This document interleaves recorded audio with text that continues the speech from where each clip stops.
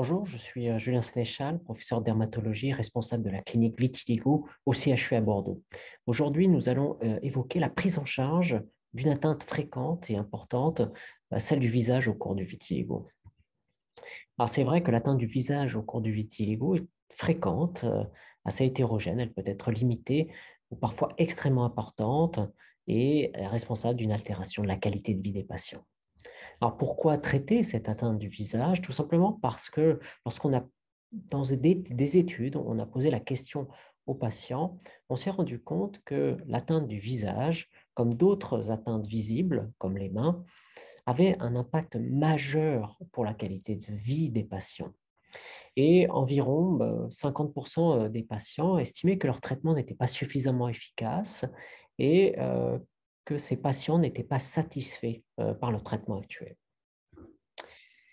Là, il s'agit en fait d'une étude qui a été réalisée en collaboration avec les patients atteints de vitiligo, et ceux-ci ont défini un critère pour considérer un succès thérapeutique, notamment pour l'atteinte du visage. Ce critère, c'était environ 80% d'amélioration d'une zone dite cible au niveau du visage.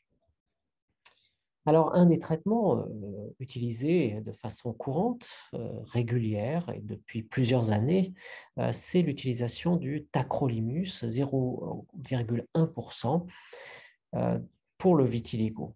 Cette utilisation est hors autorisation de mise sur le marché pour l'indication vitiligo. Là, il s'agit d'une revue de l'ensemble de la littérature qui a étudié l'efficacité du tacrolimus sur l'atteinte du visage, et on s'est rendu compte, malgré quelques défauts de la méthodologie des études, qu'on pouvait obtenir une réponse considérée comme très bonne, supérieure à 75% d'amélioration, lorsque le traitement est utilisé seul chez un tiers des patients. Lorsqu'il est combiné à la photothérapie, une réponse très bonne est obtenue chez environ un patient sur deux. Nous avons réalisé, nous, une étude euh, incluant les patients dans plusieurs centres en France qui a évalué le tacrolimus contre le placebo. Je vous rappelle que le placebo, c'est un traitement qui ressemble au traitement actif, mais qui ne contient pas le produit actif.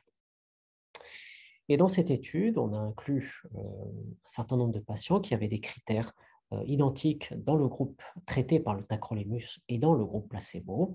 Et on voit les résultats. Euh, les histogrammes montrent la taille et la surface cutanée de l'atteinte qui se réduit progressivement pour devenir peu significative à 6 mois chez les patients traités par le tacrolimus.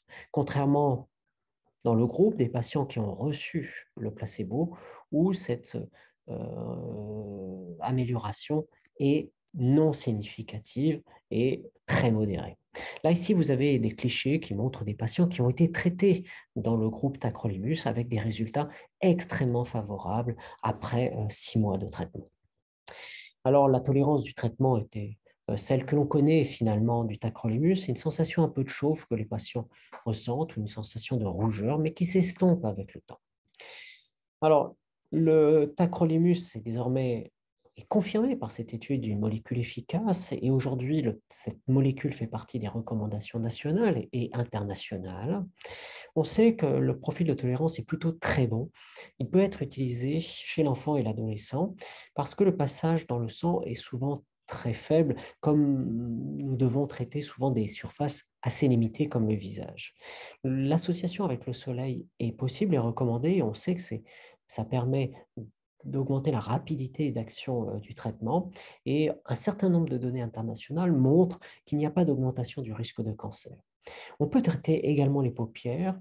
Le risque d'exposition oculaire est relativement faible, et surtout, on a montré qu'il n'y avait pas de danger si le traitement pouvait toucher la muqueuse oculaire. Ce traitement est également intéressant pour le maintien. Qu'est-ce que c'est le maintien? C'est souvent les patients, lorsque ils arrêtent leur traitement après une très bonne repigmentation, eh bien, on se rend compte qu'environ 50% des patients redépigmentent au même endroit dans l'année qui suit. D'où l'intérêt d'un traitement de maintien à raison de 2 applications par jour, mais 2 applications par semaine, comme par exemple lundi ou jeudi, ou parfois en week-end thérapie le samedi et le dimanche. Cette étude a montré que cette application en traitement de maintien permettait de maintenir la repigmentation d'environ 90% des cas, ce qui montre l'intérêt du tacrolimus pour l'atteinte du visage en traitement de maintien une fois la repigmentation faite. Mais le tacrolimus n'est pas le seul traitement. Des traitements arrivent, et notamment des innovations thérapeutiques, comme un inhibiteur de la voie de Jack appelé ruxolitinib par voie topique. Ici, c'est les résultats de l'étude de deux études internationales qui ont inclus de très grands nombres de patients, avec l'utilisation du ruxolitinib par voie topique à la concentration de 1,5% 2 fois par jour, matin et soir.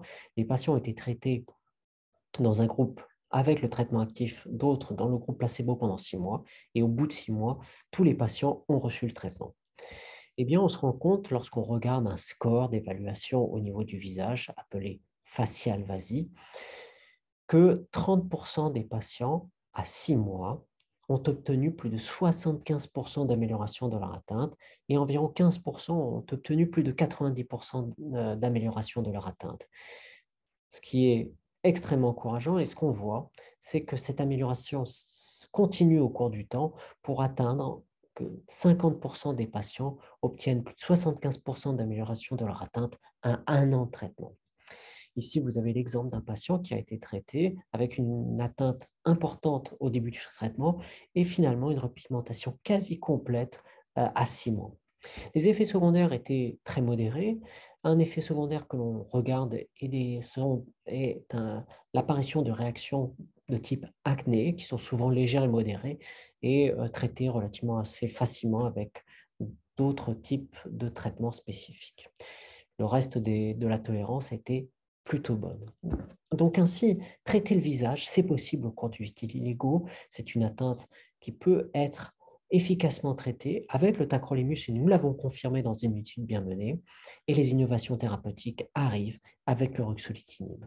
Ici, vous avez la clinique vitiligo au CHU à Bordeaux avec les médecins qui accueillent nos patients, que ce soit du côté adulte ou du côté pédiatrique, et la recherche permet d'améliorer les connaissances. Et ici, vous avez notre groupe de recherche qui travaille sur la compréhension des mécanismes de la maladie. Je vous remercie.